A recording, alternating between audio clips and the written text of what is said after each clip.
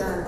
I just wanted to acknowledge and thank Reverend Pat, for making every week, for many weeks, it takes quite a bit of time to make the PowerPoint. Any of you ever done a PowerPoint? One of you. Two of you. Several, all of you. Well, she's doing that right now for us when our Heartbeat, our band, is not here, and she's done a wonderful job. So let's give her some love for that.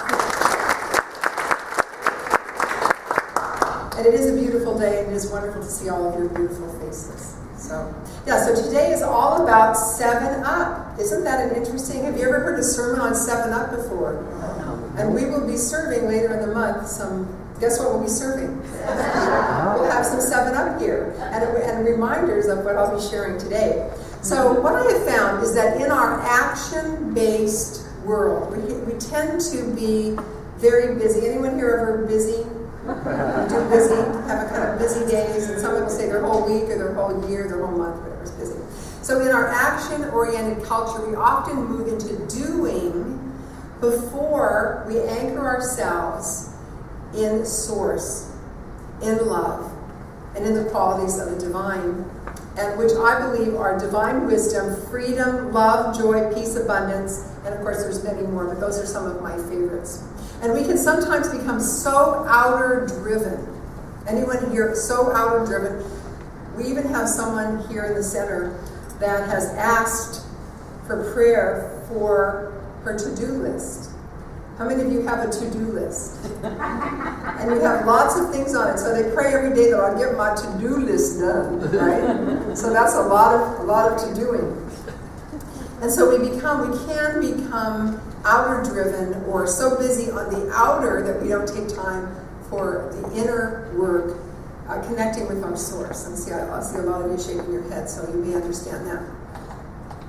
One of the things that Dr. Holmes said in our reading, I'm just going to repeat it because I'm tweaking it a little bit, and that is this: if we are indeed perfect beings, every one of us, made in the image and the likeness of infinite spirit. We are that.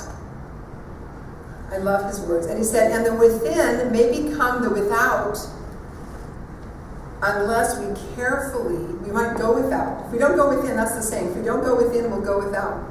You ever heard that before? So that could happen unless we cultivate the time, the energy, and the quietness in our soul. It's so important and so beautiful.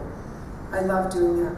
And then Charles Fillmore, our sister, who began our sister church, which is Unity, him and our founder, Dr. Ernest Holmes, were best friends. I mean, they knew each other. And I love this whole idea that the image and likeness of our spiritual body is as thoroughly defined in us as it is in a tree, in the acorn. So an acorn doesn't have to try. Ever see an acorn? You're walking, anyone ever see what a real acorn looks like? They're about this big. You don't walk by and it's going, ugh! It's trying to become a tree, right? It's trying to grow. No, you don't.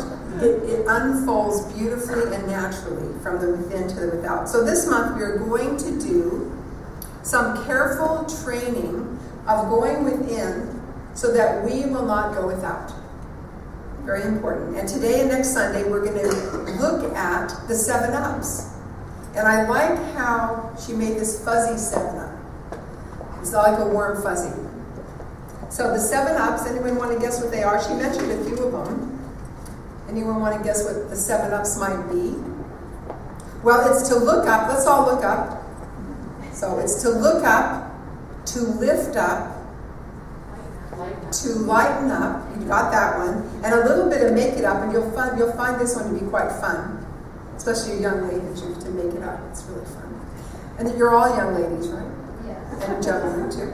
Okay, and so we're going to do that today. We're just going to look at 3.5 of them. 3.5. So that's going to be, we're going to look up, lift up, lighten up, and a little bit of make it up. And then next week, you're going to really like this. We're going to kick it up. Who wants to kick it up?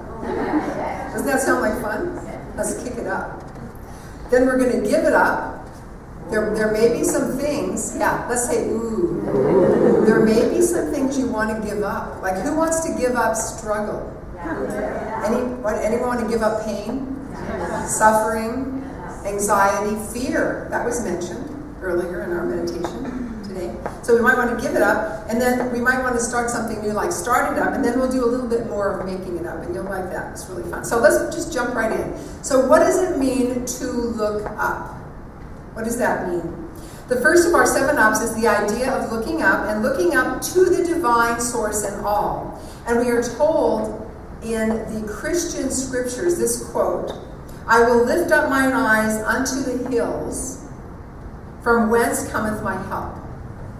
So I will lift up mine eyes up to the hills, from whence cometh my help. And now I want to be really clear about this. In God, knowing that the divine is everywhere, there really is no up. So it's metaphorical. So when, many of you may have noticed, like when I say thank you, I'll go like this. I'll say thank you. Well, I'm talking to the universe, right? I'm talking to all that is. So when I say up, there really is no up, down, or all around, because the presence and the divine, this beautiful essence, is everywhere powerfully present. We're told this in all of the world's religions. In fact, in every spiritual path that exists, they talk about this. There is one power, one present. It is infinite. It is omnipresent. That means that right where you are, right now, looking through your eyes up here, is the divine. It's in you as you. And that's wonderful news. So there is no up, down, around, or about in God. And so the looking up is just really symbolic. And just as I automatically, but symbolically, look up when I'm having a moment of gratitude, also there are moments, and see if this is true for you, when you go like this. I could use a little help here. Anyone ever do that? Dr. Seuss. How many of you know Dr. Seuss? He wrote children's books. And he described it. Now, sometimes we get ourselves in a little bit of difficulty. Anyone ever do that? Get ourselves in a little difficulty? Never. Never mind. We'll switch places, yeah. So he's describing, I love this. So one day there were 2 beetles. It started to rain, and these 2 little beetles were walking down the road, and it began to rain, and they're scampering around trying to figure out what to do. And they see a bottle laying on the side. They think, that's a good place, right? Because they're going to get out of the mud because it's kind of muddy and the cars are going by. So the little beetles scurry along, and they jump into the bottle. But they didn't realize that in the bottle there was a little bit of mud. So this is what Dr. Seuss said. He said that there was a beetle bottle puddle muddle battle. Now maybe some of us have that kind of experience. Anyone ever have a beetle bottle puddle muddle battle? On rare occasion, of course, right? And so that's those moments when we really want to look up to the source, and the up being the universe, or all around and everywhere. And it's very powerful, right in the midst of our puddle muddle bottle battle, to know who we are. It's very important and very powerful. And I love, this is one of my favorite quotes from Dr. Holmes. I love it. It's on page 184. I love it. Okay, this is what he said. He said, "One alone in consciousness with the infinite constitutes a complete majority. Knowing this in your thought works in perfect peace and calm." So you and the divine, God as the divine, God in me, is very powerful when I align with that. And it is an extremely important statement. I love that. God and I are perfect majority. So just think about that for a moment. Just you, all by your little old self, aligned at one with Source, is very, very powerful. In fact, there's not anything you cannot be, do, or have when you know who you are. And in the Sikh religion, I like to quote different religions, in the Sikh religion, on page 70 of the Sri Raga, it says this: "Should any person be victim of great anxiety, his body racked with maladies, beset with problems of home and family, with pleasure and pain alternating, wandering in all 4 directions." How many of you wandered in all 4 directions? All at once. "Without peace or rest, should he or she then contemplate the supreme being, the divine within, peaceful shall his mind and body become." Kind of sounded like Yoda. I love that. He talked that way. It's really beautiful. So, and then the great master teacher Jesus told us that we must become as little children to enter the kingdom of heaven. And this reminds me of a little story I shared once before, but I love it so much. A Sunday school teacher asked her group of students if anyone could repeat the entire 23rd Psalm by memory. And a little perky blonde, kind of like this little perky blonde in the front here, the little perky blonde girl raises her hands, and the teacher, being somewhat skeptical, calls the little girl up. And she comes up to the front and she does a perky little bow, perky little curtsy. And this is what she says, just one sentence. And the teacher said this was the most powerful and the greatest interpretation of the entire psalm ever said. This is what the little girl said. She said, "The Lord is my shepherd. That's all I want." And then she gave another little perky bow, and she went and sat down. So the Lord is my shepherd, or the divine is my source. That's all I want. Let's say that together. The divine is my source. That's all I want. How does that feel? Does that feel good? So that brings us, so that is the looking up. Now you might think that lift up might be somewhat similar, but you're going to be surprised by this. So that brings us to number 2 in the 7 up. So it's look up, and then it's lift up. The second of our 7 ups, lift up. And now you may wonder, how is this different? Well, it is. When you look up, it is consciously and specifically you turn to recognize the divine. Lift up means to lift up your vibration so that you are in alignment with Source. Now, what happens to a lot of us, there is something called an emotional scale. And I'm going to share with you this morning, and I want you to see where you are. Where am I on this scale? It is in 2 places that I found. One of them is called Ask and It Is Given. This is by Jerry and Esther Hicks. We bless Jerry because he made his transition. But Esther continues on. It's called Ask and It Is Given. This is a fabulous book from Abraham Hicks. How many of you have read it? Yeah, quite a few of you. Isn't it great? It's one of the great books. Next to Science Mind, one of my favorites. Science Mind being my first favorite, of course. And there's another book that is called The Power versus Force by Dr. David Hopkins. How many of you read that? It's a couple of you. Very good book. Both of these books talk about an emotional scale. And you can tell where you are in your vibration by looking at the scale. So I want you to kind of check within, and you'll see the difference in this. The emotions that we have at any given moment can clue us as to where we are. So here's a few of them. The first one, and this shows us where we're out of alignment. So the first one is this: fear, depression, and despair. When we are in fear, depression, and despair, our emotional scale is very low. We're not feeling so good. When you're afraid, anyone here ever be depressed? That is a horrible feeling. You're kind of stuck, in this dark place. My son, who is clinically depressed, he said, "Mom, I feel like I fell into a dark hole, like a black hole in the universe." He said, "Mom, it feels just like I fell into a black hole." So any of you who've been depressed, you know how that feels. And I've had momentary excursions, I'll say. Or I'll say I have a low-grade depression. So, ma'am, is there anyone here that's never been depressed? Yeah, everyone's had a little bit of that, so now I'm talking about. So, fear, depression, and despair. Now, we lift ourselves up. If you're feeling that, you can lift yourselves up with your thoughts. You can make a decision and say, okay, I'm going to shift now. The next layer, the next level, I should say, is anger. Isn't that interesting? Anger.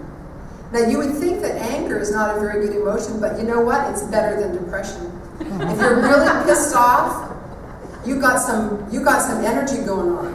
I'm really angry. That's better than depression. So if you're feeling anger, discouragement, or blame, you've moved up in the scale of emotions. Okay, the next one that you can move up to or lift up to, believe it or not, is disappointment and frustration. Anyone do disappointment? I do that. I do that sometimes. So at least it's better than depression and anger, so it's disappointment. If you want to move up from that, the next place to move up to is boredom. Anyone ever get bored? Sometimes you're bored. I know there's lots to do. Right, there's lots to do, but you don't want to do anything about it. Right, so that's the next level. So you can see where you are. Moving up from that, lifting up from that, is optimism, enthusiasm, and happiness. So when you're optimistic, enthusiastic, and happy, you're doing better than when you're bored. But there's still a couple more layers, levels to raise up to. The next one is passion, joy, and appreciation. Then you're really cooking, right? You're cooking on all 4 burners. You're feeling passion. Then you can lift up more, though. There's another one. And that would be love. Both of these teaching, ask and is given, and power versus force, believe that the highest vibration you could possibly feel is love. Love and empowerment. So as I said, these align beautifully with David Hawkins' vibrational scale, and that goes, and you can go from shame and guilt at the very bottom to peace, joy, and enlightenment at the very top. The idea behind the lift up is that when you pay attention to where you currently are, and you find if you are depressed, then you choose a different thought. Every time you think a thought, you create a vibration. And this is taught in a movie that most of you have seen called The Secret. How many of you have seen that movie, The Secret? If you haven't, get it and look at it. They say they wired someone up. They got wires and they put the wires all over their head and they had them think. And every time you think, there is literally energy that is happening. So what you think about is important. How you think about yourself is important. And we all know this. If you think you're fat and you keep saying, I'm fat, I'm fat, I'm fat, what happens? Yeah, you create the vibration of that. Or I'm poor. Or, as my son would say, life sucks. No wonder he was depressed, right? If you said that all the time, every day and twice on Sundays, wouldn't you create that? So if you say life is terrible, life is awful, some adults say life is, it's going to hell in a handbasket, you're creating that. You're adding to the collective negativity. So you want to shift that. You have the ability, you have the power, you have everything inside of you to change that with your thoughts. And so let's say that you get, for example, let's say you get hit with some disturbing news about something in your life. Your bank account just got overdrawn or something, and you immediately want to run out and fix it. How many want to run out and fix it? Immediately you want to run out and fix it. But what would happen, though, if you were depressed or you were angry about it? That's not a good time to fix it. You want to raise yourself a couple rungs on the ladder before you go out and fix it. You want to go within. Remember, if you don't go within, what happens? You go without. So we want to lift up our emotions. And at any moment, we can do that easily. So that brings us to the third and almost the final, the third lift up. So what was the first lift up? Look up. We look up. We lift up our emotions. The third one is to lighten up. And that pretty much is exactly what it means. And I have this quote, which I love, from Harry Ward Beecher. He said, a person without a sense of humor is like a wagon without springs, jolted by every pebble on the road. Mm-hmm. Yes. And I dedicate that to Corey back there, whose whole goal in life is to laugh. Laughter is good medicine. So think about it. Are you a wagon going down the road without springs? And if you are, you can make a decision to lighten up, no matter how difficult it is. Otherwise, you'll be in the puddle, muddle, bottle battle. Puddle, muddle, bottle battle. Okay, so we can make a choice on how light we are going to make the moments. We don't have to wait for humor, though. We can make a decision, and we can practice lightness, and we can look for the joy, and we can even watch a funny movie. There was a gentleman years ago, I can't remember his book, but he wrote a book about, he was very, very diagnosed with a very serious illness, and he got completely better by watching funny movies. By watching funny movies. He would laugh. When you laugh, it exercises, your belly and all kinds of other things in your body that are a good thing, right? It's really good. So it doesn't mean that things don't get difficult, but we can look at them lightly, we can hold them lightly, we can look for the positive aspects, let's say there's someone you don't like, maybe there's someone in your class that you don't like, that gives you a lot of grief, you can find one thing. If you can look for one thing that you can find that you do like about that person, it will shift your energy. And when you shift your energy around them, even if you never even speak to them, you just look at them and you say, okay, it's going to be kind of tough, but I'm going to find one thing I like about this person in my class. And if you can focus on that one thing, it will shift you, and it will shift your relationships with others, even if they give you some grief, or you give them some grief, maybe. All right, and so this brings us to the final and last one, which I think is also really important. So we have look up, we have lift up, we have lighten up, and the last one for today, half of it, we'll do the other half next week, is a little bit of make it up. And that means that you and I, give our life the meaning that it has. We can make it up. And one of the ways that we can do that, and I brought some copies in case anyone wanted to actually do this. I've done this many times in my life, is you write a new story about your life.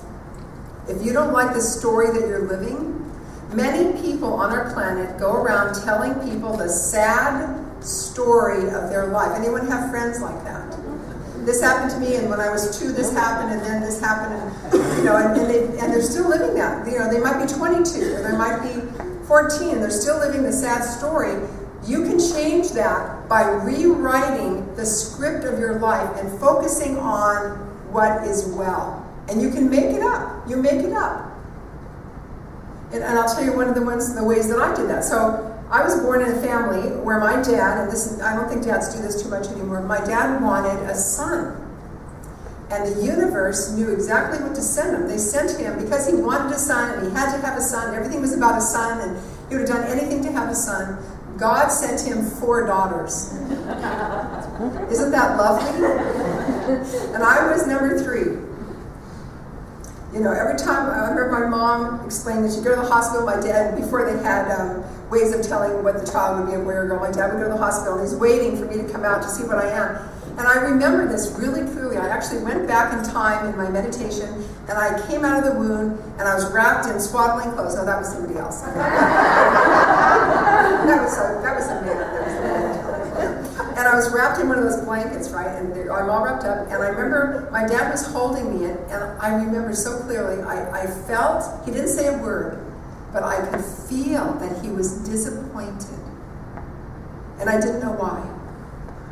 And so I rewrote that. So this is what I did. I wrote down, so I was born, and my dad's like, yes, it's a girl. Yes, it's a girl. So I changed it, and I reprogrammed myself. Why would I want to tell that story? I just told it again for the last time. Thank you very much.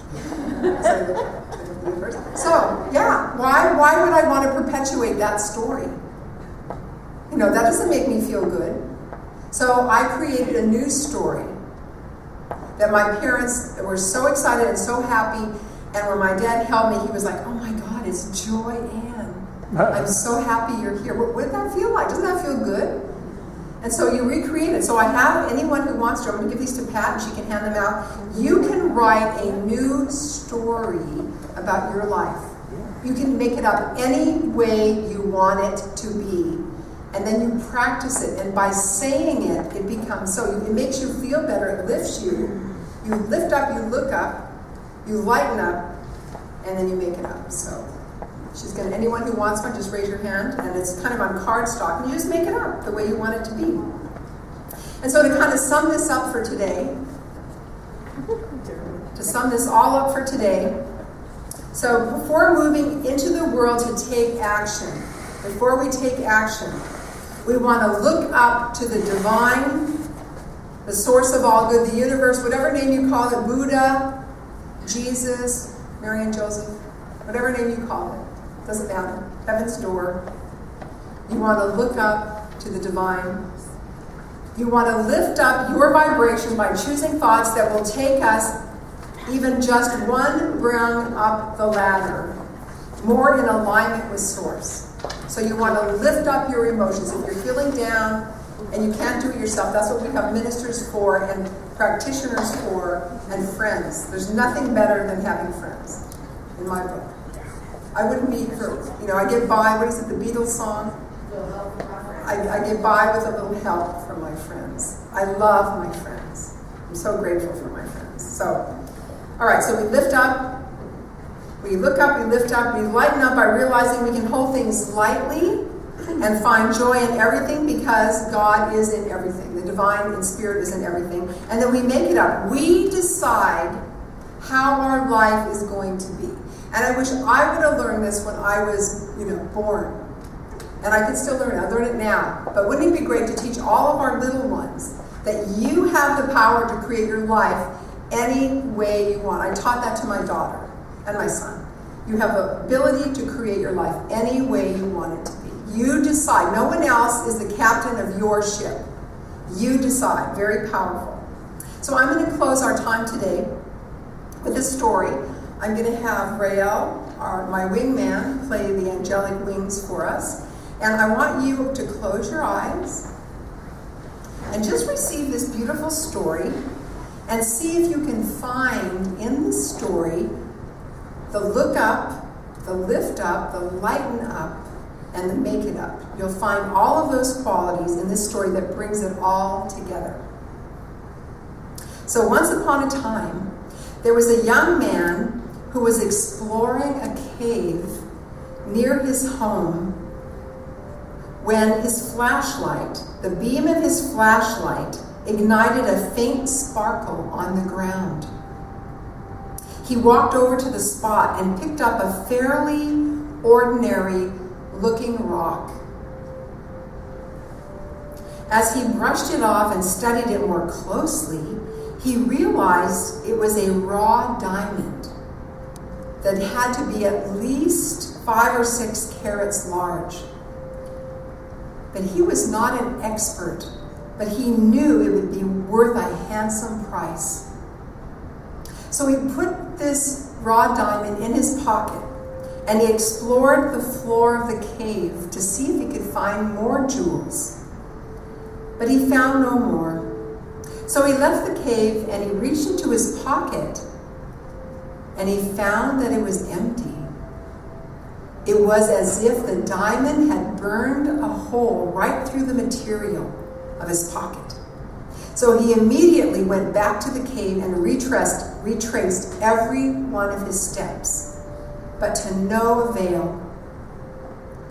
He went back the next day, and the next day, and the next day, and the next day, and the next day, and then again the next day, looking, searching for this rough diamond.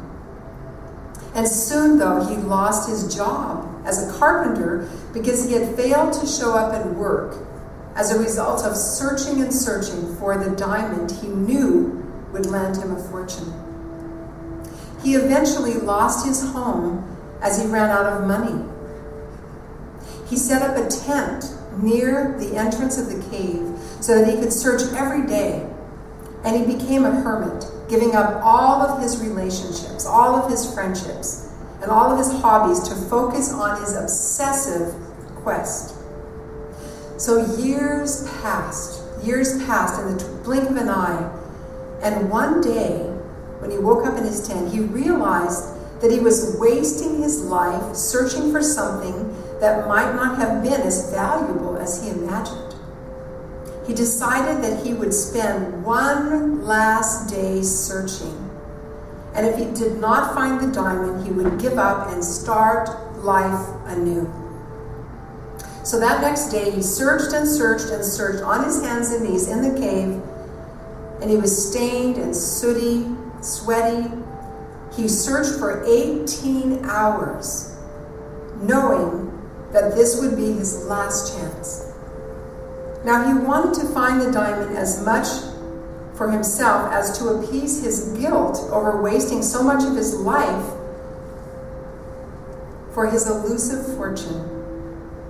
Exhausted beyond measure, he fell onto his back in the bottom of the cave, laughing. How ridiculous he must have looked lying there on the floor, dirty, exhausted, completely without a life. And he began to laugh so hard that his mind flooded with all of the precious things he realized that he truly missed. And as he realized his obsession for finding the diamond, he began And he felt that he hadn't been that happy for such a long time. He was touched and he was hopeful about his future. He started to look forward to contributing to the world again through his craft of being a carpenter, and the joy of his friendships and the joy of his relationships and the love of his friends. And in that one moment, he realized he was so much more than he had become, and that he could rewrite his life from this moment forward. And he felt grateful for this understanding and vowed to enjoy life for each and every moment that day and from that day forward. And so in that story, you have heard lift up, lighten up, and make it up. But where's the look up? Well, that's in the PS, the postscript. As he lay on his back, laughing, feeling hopeful, and realizing he can make up his new life, he shined his flashlight on the ceiling of the cave, and for the first time he looked up. And in looking up, he saw a ceiling dripping with raw diamonds. He sold the diamond mine. He gave most of the money to charity. He married and had children, had baby after baby and a family. He went back to his carpentry, and he lived a comfortable and simple life until he died. And he occasionally taught seminars on how to appreciate the magic of every moment. And so with that in mind, that we are here to look up, to lift up, to lighten up, and we can even make it up. We just take a moment in our closing prayer treatment to recognize that there is only one infinite and loving presence, one power, one creator that created all of life in this universe upon universe upon universe upon universe, forever expanding. We live in a limitless, ever-expanding universe. And everywhere that this universe is, the presence of the divine, the presence of God, the Creator, made all of it. So every one of us, we live and move and have our being inside the container of this universe that I call God. So there is never a moment or a second when we are ever separate from that which created us.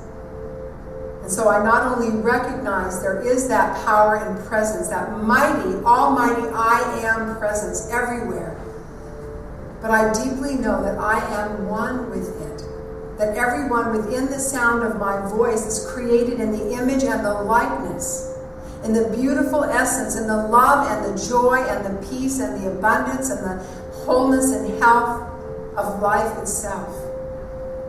And so knowing that, I speak my word for myself and everyone here this morning, that we, collectively and individually, we look up to the source of all life, the universe, God, Buddha, the Christ consciousness, that we look up and connect with that which is, aligning with that we lift up our emotions. We are in charge of our emotions. Nobody else can think for us or feel for us or even eat for us. We are in charge of that.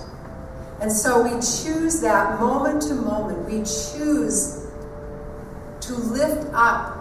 If we find ourselves depressed, we lift up another rung on the ladder to the next, to upset, to anger, which is actually better than depression. Then we lift up from that, and we keep lifting up and lifting up and lifting up until we reach just the complete awareness that we are love, made out of love, here on this planet to live love.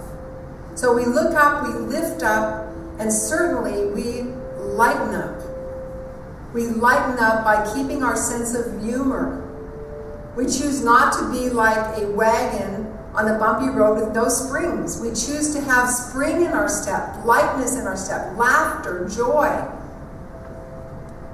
And finally, we can make it up. We decide how our life is. We choose moment to moment with our thoughts, with our words, how our life will be. No one else is in charge of that. We decide. I choose how my life will be. And I choose to be a blessing to the world. I choose to be a joyous expression of the divine as me in every moment. To be abundantly blessed with all the blessings, with money, with a vehicle to drive, if that's what I desire, a home, health, wellness, harmony, making sure there's lots of laughter, and of course throwing in some dancing. And I rejoice in that. I give thanks for that. Thank you. Thank you, life. Thank you, the divine. Thank you, God. Thank you, Spirit. Thank you, Buddha. Thank you, Source. That one source of many expressions, of many paths. I say thank you. For I know that I can look up, lift up, lighten up, and make it up any way I choose. And I am so grateful to know that. I just bless that. I give thanks for it. I release this prayer treatment, this prayer, this positive affirmative prayer into the law of mind, knowing that God always and only says yes. And I simply let go. And I let God, and I surrender to the bliss of the divine as me. And so in that space, let us say together, and so it is.